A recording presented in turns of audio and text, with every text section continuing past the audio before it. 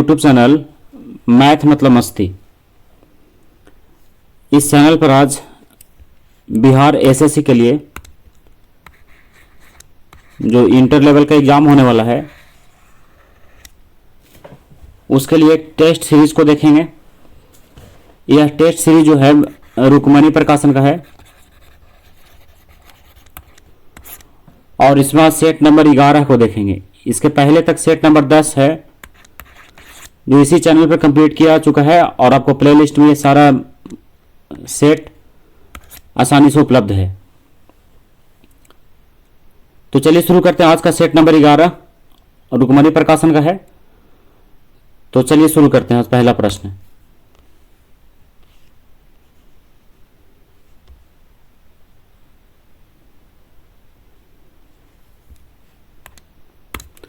आज का पहला प्रश्न है 2 अक्टूबर 1952 की सामुदायिक विकास कार्यक्रम लागू होने के पूर्व 1948 में सर्वप्रथम किन दो जिलों एक के प्रायोगिक योजना शुरू किया गया?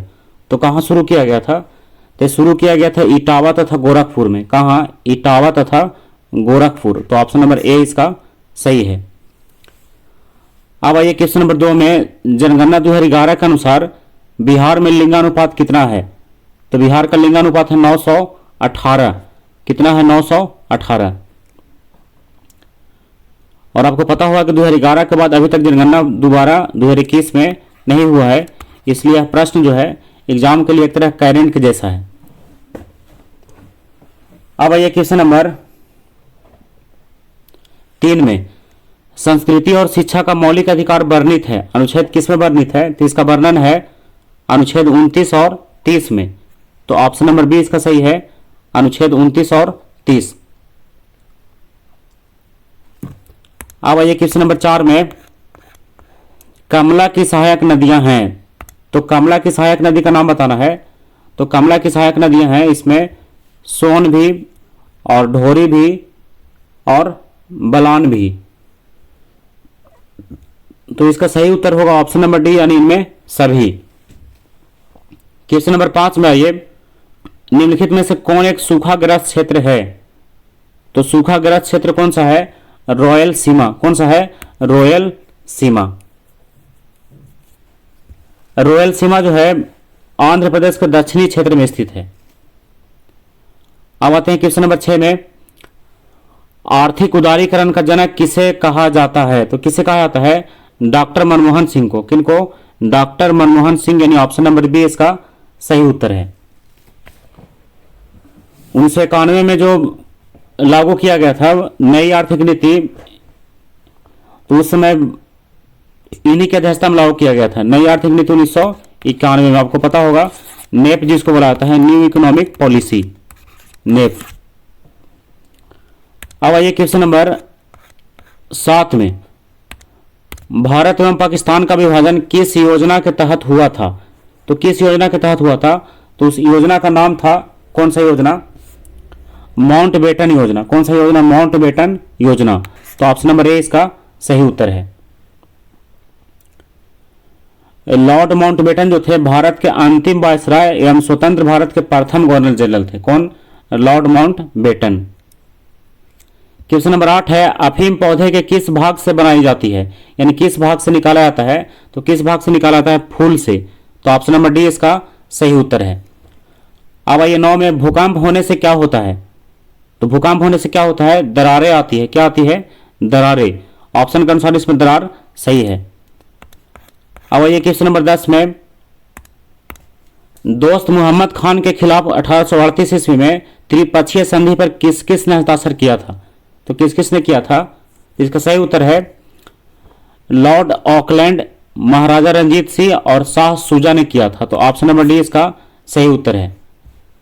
क्वेश्चन नंबर 11 में आइए, मठ, चैत्य और स्तूप किस धर्म से जुड़े हुए हैं? तो किस धर्म से जुड़ा हुआ है? सब बौद्ध धर्म से। किस धर्म से? बौद्ध धर्म से।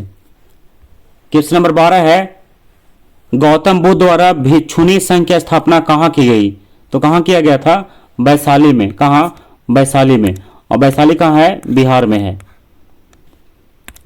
क्वेश्चन नंबर 13 में आइए, मुद्रा के सापेक्ष गलत है। तो मुद्रा के सापेक्ष निम्न में से कौन सा गलत है? इसमें गलत है ऑप्शन सी वाला है कि यह मुद्रास्फीति को रोकता है, तो ये क्या है, इसमें गलत है। अब आइए क्वेश्चन नंबर 14 में, इलिसा परीक्षण किसके लिए किया जाता है, यानी किस बीमारी को पता करने के लिए, तो किसके लिए किया जाता है, एड्स को पता करने के लिए। तो ऑप्शन नंबर बी इसका सही उत्तर है, एड्स। क्वेश्चन नंबर 15 में आइए, भारत में पंचायती राज व्यवस्था का शिल्पी किसे कहा जाता है, तो किसे कहा जाता है, बी आर मेहता को। किसे, बी आर मेहता। तो ऑप्शन नंबर सी इसका सही उत्तर है। अब आइए 16 में, घाटे की वित्त व्यवस्था एक साधन है, किसका साधन है, तो साधन है राजकोषीय नीति का। तो ऑप्शन नंबर सी इसका सही उत्तर होगा। अब 17 में आइए, निम्नलिखित में से कौन मुगल शासक 15 वर्षों तक निर्वासन में रहा, तो कौन रहा था, हुमायूं रहा था। कौन, हुमायूं। तो ऑप्शन नंबर सी इसका सही उत्तर है, हुमायूं। हुमायूं जो है 1540 से लेकर के 1555 तक निर्वासन में रहा था, यानी अपने गद्दी से दूर रहा था। अब आते हैं क्वेश्चन नंबर 18 में, गुलबर्गा एक जमाने में किस राज्य की राजधानी थी, गुलबर्गा। तो गुलबर्गा बहमनी की राजधानी थी। कहां की, बहमनी की राजधानी गुलबर्गा। अब आइए 19 में, अलबरूनी ने किसके राज्यकाल का वर्णन किया है, तो किसके राज्यकाल का वर्णन किया है, महमूद गजनवी का। तो ऑप्शन नंबर ए इसका सही उत्तर है, महमूद गजनवी। क्वेश्चन नंबर 20 में आइए, गुरु तेग बहादुर को मृत्युदंड किसने दिया था, तो किसने दिया था, औरंगजेब ने दिया था। किसने, औरंगजेब ने दिया था गुरु तेग बहादुर को मृत्युदंड। और कब दिया था, 1675 ईस्वी में, 1675 में।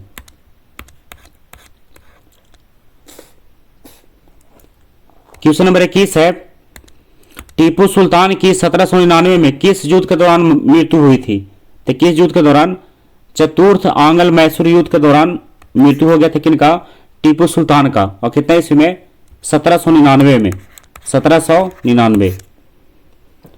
क्वेश्चन नंबर 22 है, मौर्य काल में भारत का किन देशों से अधिक व्यापारिक संबंध था, तो किन देशों से था, तो इसमें है कि चीन, मध्य एशिया, बर्मा, दक्षिण एशिया और कुछ पश्चिमी देशों के साथ क्या था, भारत का संबंध व्यापारिक था। तो ऑप्शन नंबर सी सही उत्तर है। अब आइए 23 में, वर्ष 1928 में हिंदुस्तान सोशलिस्ट रिपब्लिकन एसोसिएशन की स्थापना कहाँ हुआ था, इसका स्थापना हुआ था कहाँ, दिल्ली में। तो ऑप्शन नंबर बी इसका सही उत्तर है, दिल्ली। अब 24 में आइए, निम्नलिखित में से किस महासागर का सबसे गहरा बिंदु जावा गर्त है, तो सबसे गहरा बिंदु जावा गर्त जो है किस महासागर का है, तो ऑप्शन नंबर सी सही उत्तर है, हिंद महासागर का। किस महासागर का, हिंद महासागर का।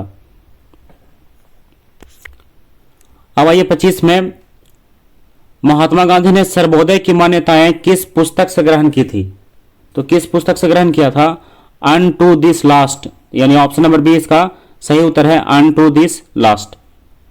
क्वेश्चन नंबर 26 है, बिहार का पहला दैनिक हिंदी समाचार पत्र का नाम बताना है, क्या था, तो नाम था उसका क्या, सर्वहितैषी, यानी ऑप्शन नंबर बी सही है, सर्वहितैषी, बिहार का पहला दैनिक हिंदी समाचार पत्र। अब आइए क्वेश्चन नंबर 27 में, कह रहे सूची 1 और 2 दिया गया है, इसमें आप सूची 1 और 2 को मिलान कीजिए। इसमें मिलान किया जाए तो इसमें क्या है, देखिए पहला दिया हुआ इसमें, मेरे शरीर पर पड़ी एक एक लाठी ब्रिटिश साम्राज्य के कफन में किल सिद्ध होगा, यानी ये किनका कथन है, ये बनाना है सब। एक तरफ दिया हुआ है नेताओं का नाम, देशभक्तों का, और एक तरफ दिया हुआ है उनका नारा। तो अब किसका मिलान किसके साथ होगा ये आपको बताना है। तो इसमें ये जो ए वाला है, तो इसका सही उत्तर कौन सा होगा कि मेरे शरीर पर पड़ी एक एक लाठी ब्रिटिश साम्राज्य के कफन में क्या होगा, किल सिद्ध होगा। तो ये कथन जो है, ये कथन किनका है, तो ये कथन है लाला लाजपत राय का। तो ऑप्शन नंबर 3 इसका सही होगा, ए के साथ 3 को मिलाइए। आपको पता होगा कि साइमन कमीशन के विरोध के दौरान उनका मृत्यु हो गया था, तो एक अंग्रेज अफसर ने उन पर लाठी से वार किया था, तो उनका यही कथन है, किनका, लाला लाजपत राय का। Question number, option number B में है इसका कि हमने घुटने टेक कर रोटी मांगी किंतु उत्तर में हमें पत्थर मिले हैं।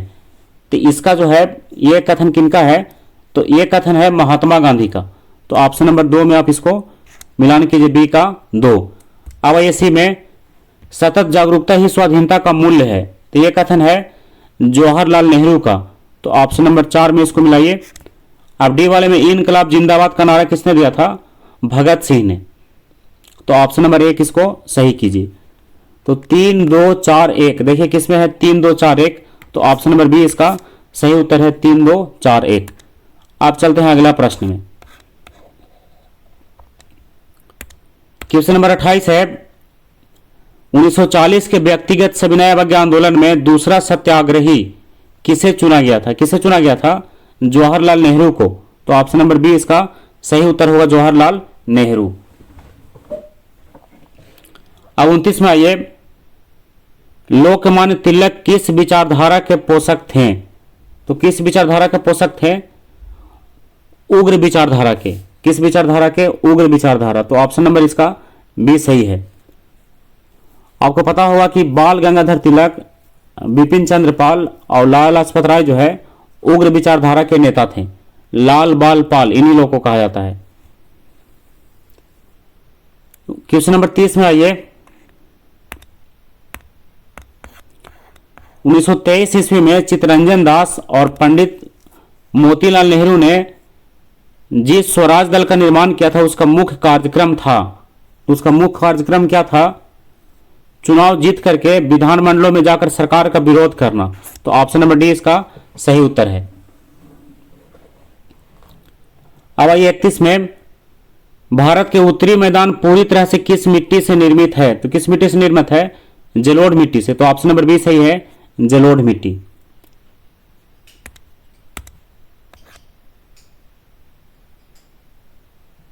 अब आइए 32 में, 32 का प्रश्न है, सर्वोच्च न्यायालय को संविधान के किस अनुच्छेद के अंतर्गत मूल अधिकारों की रक्षा के लिए लेखा जारी करने का अधिकार है। तो किस अनुच्छेद के अंतर्गत यह अधिकार दिया गया है, तो अनुच्छेद है कौन सा, अनुच्छेद 32। तो ऑप्शन नंबर डी सही, अनुच्छेद 32। अब आते हैं क्वेश्चन नंबर 33 में, अध्यादेश जारी करने का अधिकार राष्ट्रपति का कौन सा अधिकार है। तो किस अधिकार के अंतर्गत आता है, विधायी अधिकार। तो ऑप्शन नंबर डी सही है, विधायी अधिकार। क्वेश्चन नंबर 34 है,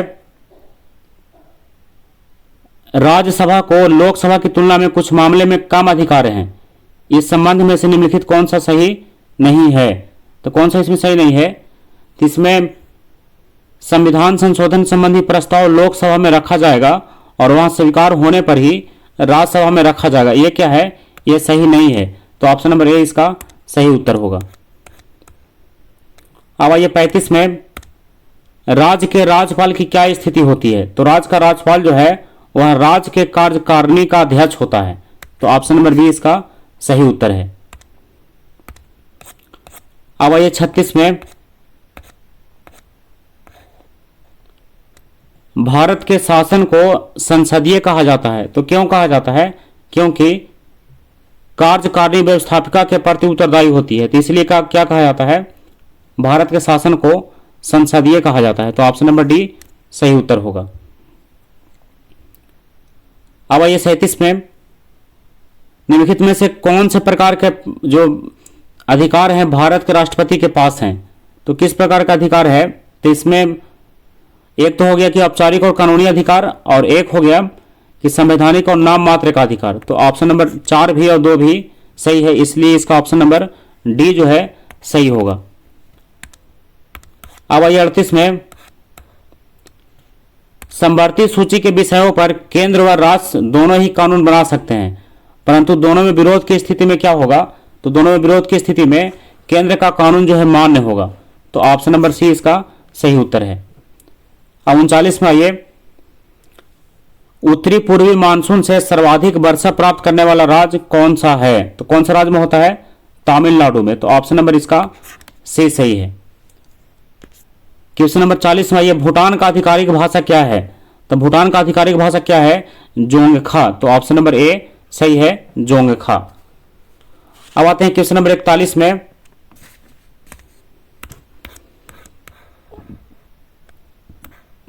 इकतालीस का प्रश्न है, निम्नलिखित में से किसको पर्ल ऑफ साइबेरिया कहा जाता है? तो किसे कहा जाता है? मालाबार तट को। किसको? मालाबार तट को। तो ऑप्शन नंबर सी सही है। क्वेश्चन नंबर 43 में यह राष्ट्रीय विकास परिषद का गठन कब किया गया? तो इसका गठन किया गया कब?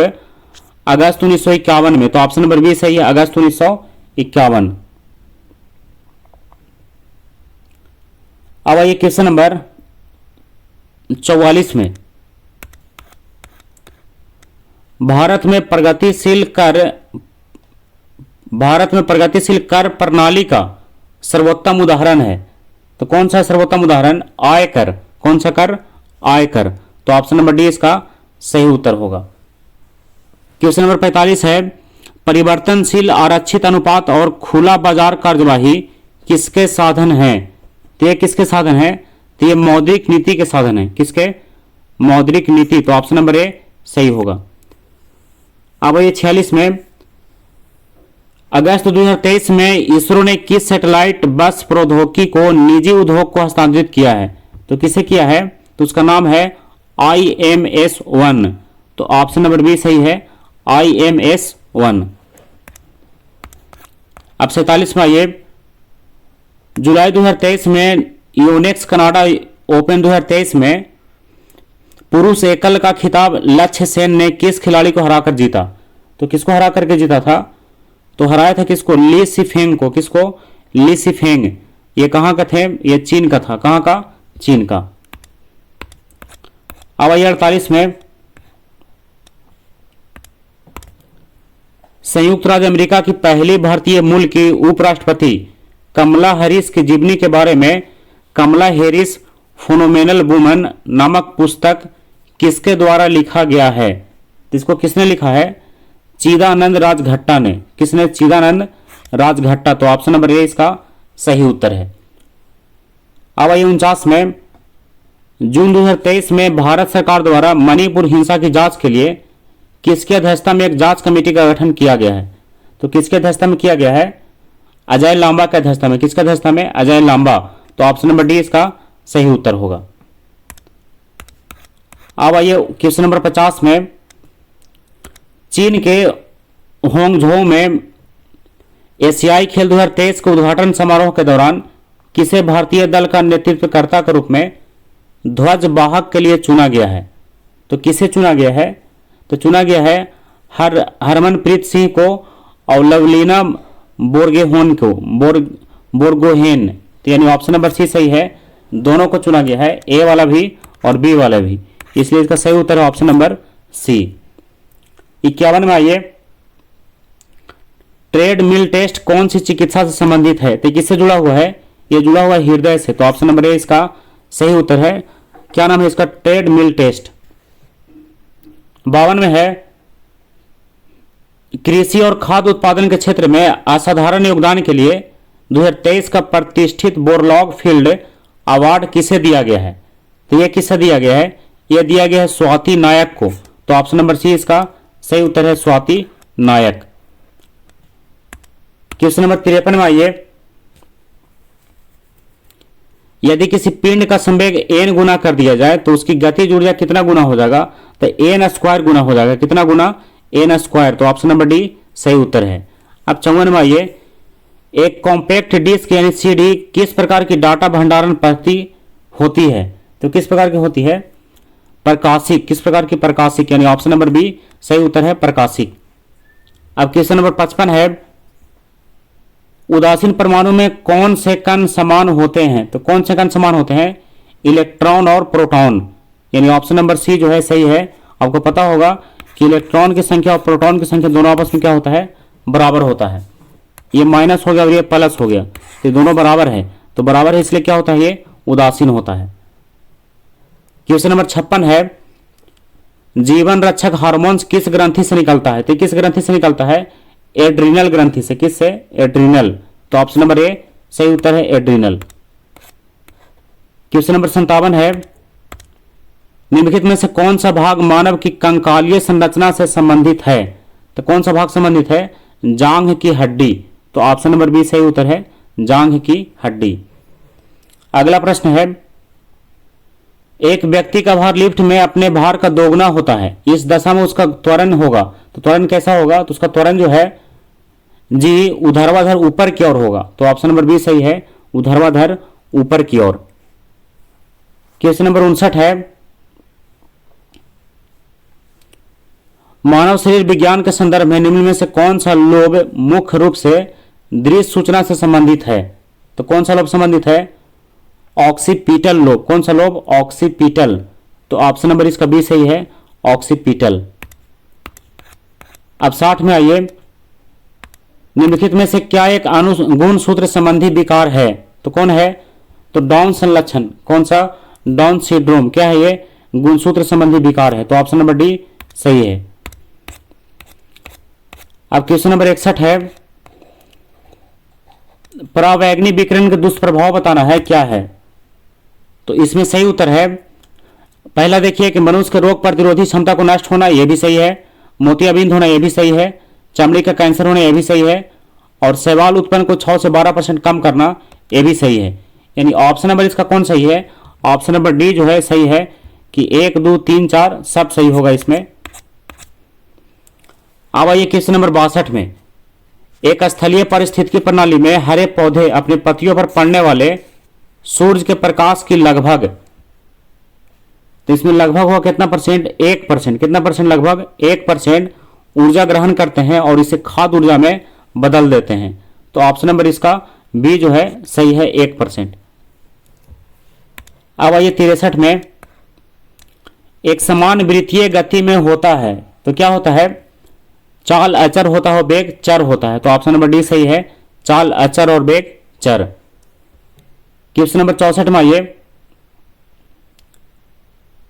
किसी द्रव को वाष्प में परिवर्तित कर दूसरे स्थान पर भेजने व फिर उसे ठंडा कर द्रव में बदलने की क्रिया क्या कहलाता है? तो क्या कहलाता है? यह कहलाता है आसवन। क्या कहलाएगा? आसवन। यानी ऑप्शन नंबर बी इसका सही उत्तर है, आसवन। क्वेश्चन नंबर 65 है, नमक मिश्रित कपूर को शुद्ध किया जा सकता है किस विधि द्वारा?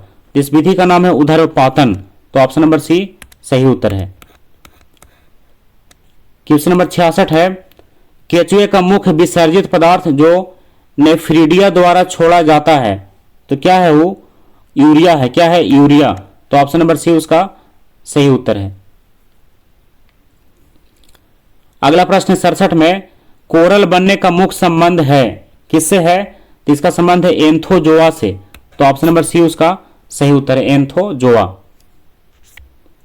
क्वेश्चन नंबर 68 में आइए, रसायन विज्ञान में प्रथम नोबेल पुरस्कार विजेता कौन है? तो कौन विजेता है प्रथम? जेकोबस हेनरिकस बेंटहॉफ, ये नाम है इनका। फिर से एक बार मिला लीजिए, जेकोबस हेनरिकस बेंटहॉफ। तो इन्हीं को क्या हुआ था? प्रथम नोबेल पुरस्कार रसायन विज्ञान का दिया गया था। क्वेश्चन नंबर 69 है, सुमेलित करें, यानी इसमें मिलान करना है कि किसका मिश्रण कैसा होता है। पहला है गोबर गैस। तो गोबर गैस में क्या होता है? CH4 होता है, यानी मीथेन। तो ऑप्शन नंबर इसका 3 सही है, मीथेन। अब कोल गैस, कोल गैस में क्या होता है? हाइड्रोजन, मीथेन और कार्बन डाइऑक्साइड, कार्बन मोनोऑक्साइड। तो ऑप्शन नंबर 4 इसका सही है, यही है, हाइड्रोजन, मीथेन और कार्बन मोनोऑक्साइड। इसका सी में है प्रोड्यूसर गैस। तो इसमें क्या होता है? कार्बन मोनोऑक्साइड और नाइट्रोजन, यानी ऑप्शन नंबर 2 इसका सही उत्तर है। और वाटर गैस में क्या होता है? तो वाटर गैस में होता है कार्बन मोनोऑक्साइड और हाइड्रोजन। तो ऑप्शन नंबर 1 इसका सही उत्तर है। तो 3, 4, 2, 1 देखिए कहाँ है? ऑप्शन नंबर ए में है, 3, 4, 2, 1, इसलिए ऑप्शन नंबर ए इसका सही उत्तर होगा।